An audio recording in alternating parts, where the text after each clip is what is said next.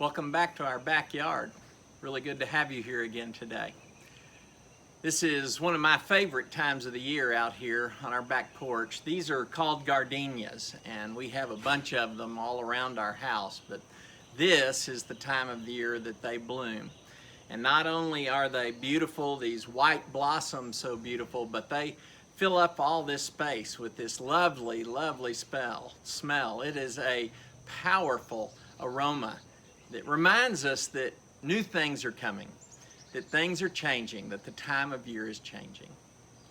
This is also the time of year in the calendar that we can align with when, as we said last week, Jesus went to the cross, and today is the day that we can align with God bringing him back to life, raising him up out of the tomb. When they showed up and the angel said, "He's not here, he's been raised."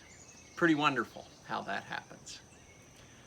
Sometimes things like these flowers, all the blooms around us this time of year, kind of remind us of the way things are being made new, things are starting over. But these flowers didn't just come overnight.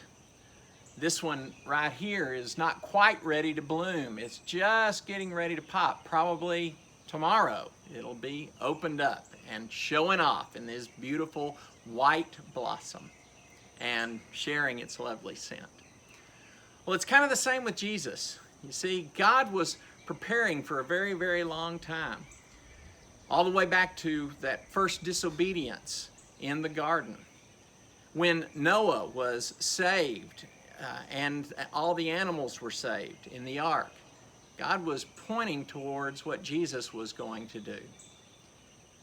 When Abraham was called and he went to a new land and God promised him that the whole world would be blessed, he was pointing to what Jesus would do.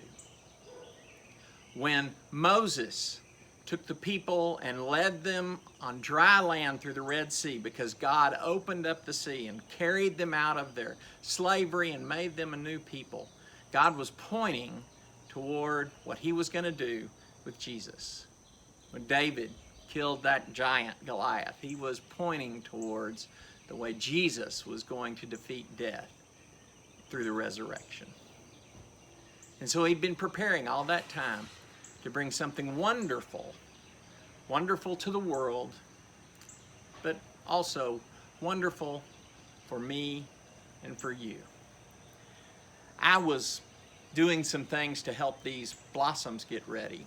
Last year, after they bloomed, I trimmed them back a little bit. I fertilized them. I've fertilized them a couple of times this year because I want to bring this great celebration of their smell and their color at this time of year.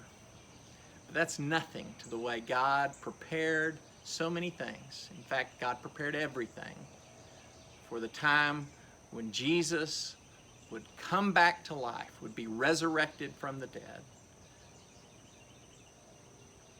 There's a verse I want to remind you of. It's from 2 Corinthians chapter 5. It goes like this. If anyone belongs to Christ, and anyone includes me, includes you, includes anybody.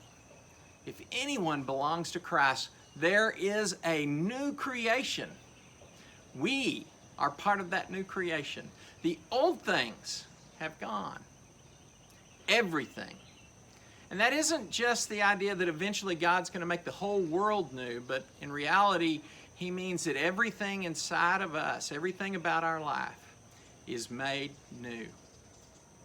Because God's work and because of what Jesus did going to the cross and what God did by faithfully raising him up from the dead, everything is made new.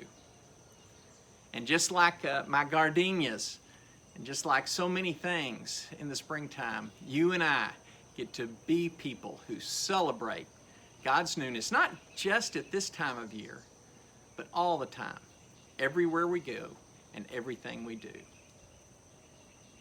Everything is made new through Jesus.